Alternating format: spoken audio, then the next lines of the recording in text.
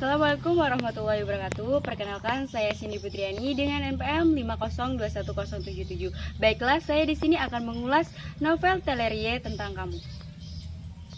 Identitas dari novel Telerie tentang kamu.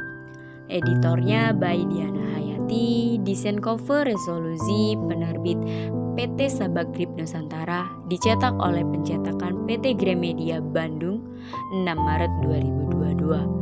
Halamannya 503 lembar. Kalian bisa membeli novel ini dengan harga di Shopee 65.000 dan waktu itu saya membeli dengan ongkirnya 10.000. Jadi harga bukunya itu 75.000. Di sini saya sudah meletakkan toko official dari novel tentang kamu. Belinya yang ori ya, jangan yang bajakan. Cover dari novel ini berwarna biru dengan ada kotak yang di dalamnya ini berisi surat-surat dan surat wasiat. Alasan memilih novel tentang kamu karena pada novel tentang kamu ini kita awalnya akan mengira novel ini akan bercerita tentang romansa cinta dilihat dari sinopsis novelnya. Akan tetapi novel ini menceritakan banyak hal di dalamnya, baik itu tentang kesabaran, persahabatan, keteguhan hati yang dicakup menjadi perjalanan hidup seseorang yang diulas kembali dengan orang lain. Novel ini juga menginspirasi banyak hal dan pelajaran yang bisa kita ambil dari novel ini. Sinopsisnya berbunyi, "Terima kasih untuk kesempatan mengenalmu. Itu adalah salah satu anugerah terbesar di hidupku.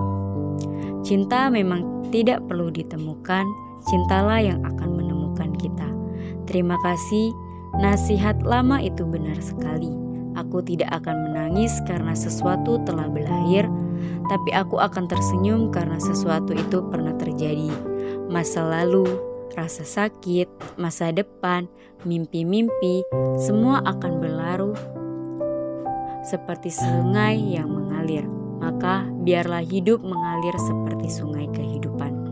Pada pendahuluan, tokoh pertama yang disebut di dalam novel ini bernama Zaman Zulkarnain. Zaman ini merupakan lulusan di London yang bekerja di salah satu firma hukum di London, Thomson & Co.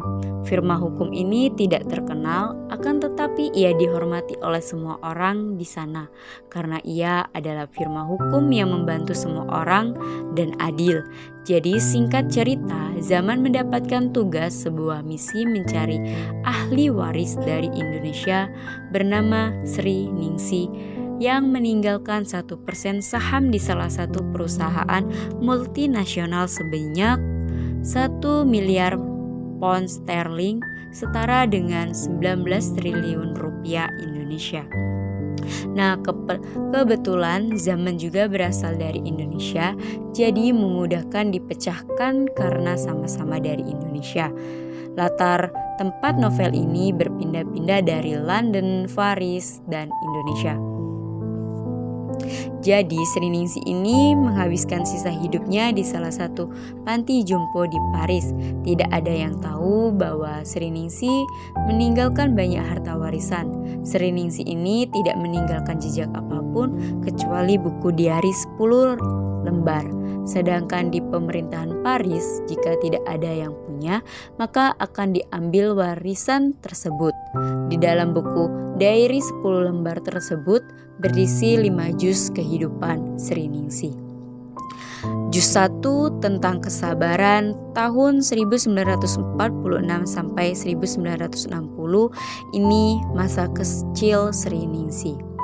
Latar tempat kejadiannya di Pulau Bungin, Sumbawa, Indonesia. Sri Ningsi adalah anak dari nelayan yang lahir di Pulau Bungin, Sumbawa. Ayahnya bernama Nugroho dan ibunya Rahayu. Pada masa ini Sri Ningsi mendapatkan julukan anak yang dikutuk, sebab ketika ia lahir ibunya meninggal dunia dan beberapa tahun selanjutnya ayahnya menikah lagi dengan Nusi Marata dan dikaruniai anak laki-laki bernama Tilamurta. Akan tetapi kebahagiaan itu tidak berselang lama sebab ayahnya harus mengantarkan barang dan pada saat saat itu pula kali terakhir ia bertemu ayahnya sebab kapal ayahnya telah karam di lautan. Akhirnya ibu tirinya berubah tidak memperlakukan Sri Ningsih dengan baik sebab ia mengira Sri Ningsih lah penyebab suaminya meninggalkan dia.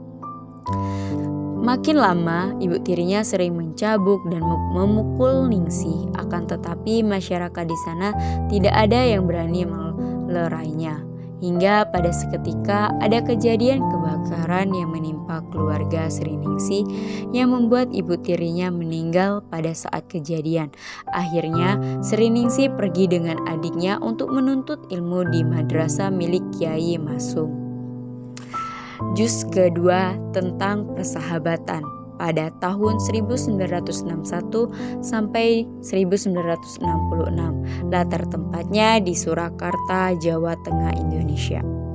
Sri Ningsih dan adiknya tinggal di pesantren milik Kiai Masum yang akhirnya bertemu dengan Nur Aini, anak kiainya, dan Sulastri yang akhirnya mereka menjadi sahabat. Sulastri sudah menikah dengan Muso. Hari demi hari dan tahun persahabatan mereka semakin erat hingga akhirnya Nur Aini menikah dengan Arifin dan terjadilah iri dengki di hati Muso sebab Kiai tidak lagi mengutamakan dia. Kiai lebih mengutamakan menantunya yang mengakibatkan Muso iri dengki dan dendam kepada Arifin dengan menghasut istrinya Lastri untuk membenci Arifin dan Nur. Sampai pada puncaknya karena iri tidak tadi si Muso membunuh Kiai Masum di pabrik tabu. Singkat cerita, pada saat itu adik dari Sri Ningsih ditemukan di daerah persawahan dengan tubuh yang sudah tidak berbentuk, bahkan ada bagian tubuhnya yang dimakan anjing liar. Persahabatan mereka hancur dan retak. Akhirnya Sri Ningsih melanjutkan perjalanan hidup di Jakarta. Juz 3 tentang keteguhan hati tahun 1967 sampai 1979. Latar tempatnya di Jakarta, Indonesia. Pada saat itu ia menginjakkan kaki di Jakarta. Sri Ningsih sulit menemukan pekerjaan sampai ia mendapatkan pekerjaan menjadi guru bahasa di sekolah rakyat.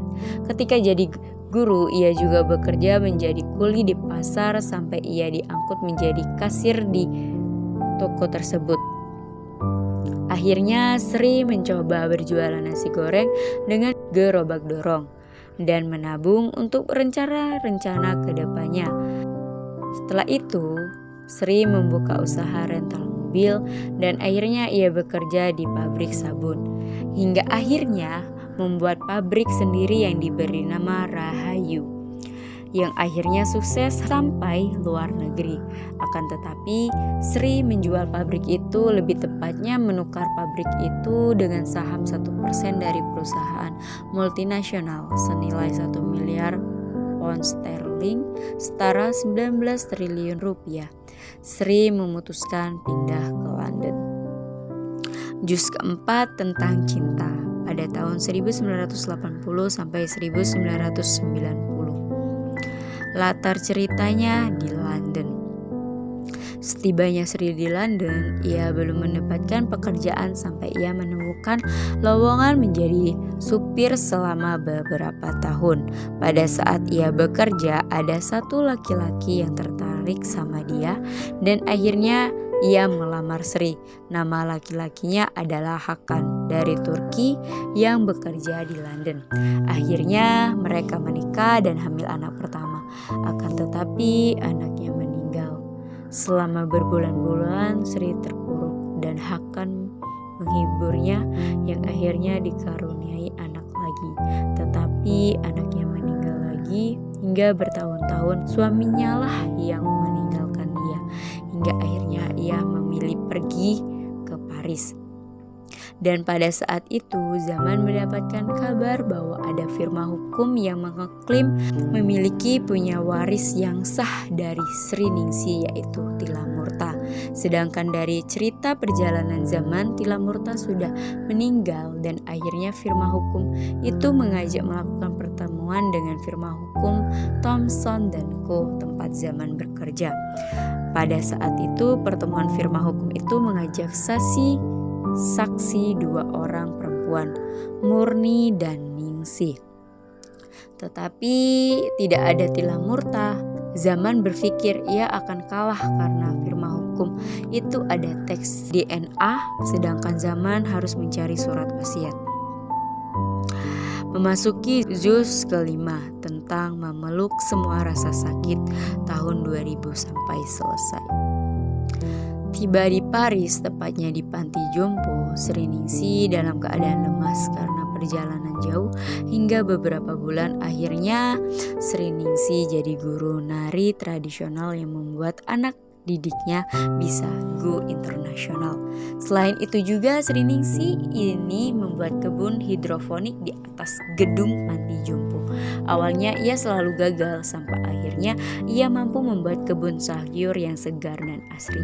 Zaman masih mengkulik di mana surat wasiat Sri Ningsih hingga akhirnya datang sahabat dari Sri Ningsih bernama Beatrix yang pernah dimintai oleh Sri Ningsih untuk mengirim surat ke Nur Aini Surakarta. Pas Zaman menelpon Nur Aini bertanya tentang surat wasiat, ia sudah bilang bahwa semua surat ada di kotak yang diberikan oleh Zaman. Akhirnya Zaman mencari hingga ia menemukan surat di bagian terakhir. Isinya surat wasiat itu panjang dan dibagi dengan nama-nama yang diberikan warisan tersebut. Akan tetapi tidak ada adik tirinya, Tilamurta. Tetapi ternyata Tilamurta masih hidup, hanya saja ia disekap oleh Lastri yang menyamar menjadi dua perempuan tadi yang ada di juz keempat, Murni dan Ningsih. Singkat cerita, Zaman melabrak Lastri untuk menyelamati Tilamurta dan akhirnya Tilamurta diberikan penanganan yang baik. Hingga akhirnya Lastri diberikan hukuman yang seberat-beratnya oleh polisi Paris. Setelah sembuh, Tilamurta ia serahkan ke Nur Aini. Harta warisannya dibagi dua, 50% untuk Tilamurta dan 50%-nya lagi dibagi sesuai dengan surat wasiat. Akhirnya cerita ini ending. Kenapa harus membaca novel tentang kamu? Novel ini sangat menguras emosi kita saat membaca. Alurnya yang sangat bagus dan banyak sekali nilai-nilai yang dapat kita ambil dari sifat Sri Ningsih ini. Dari keteguhannya, keikhlasannya, kerja kerasnya. Kalian yang gak suka baca novel pasti pas baca novel ini akan suka karena emang sebagus ini dan sewow ini. Novel ini rekomend untuk dibaca oleh semua kalangan. Baiklah, terima kasih. Saya akhiri.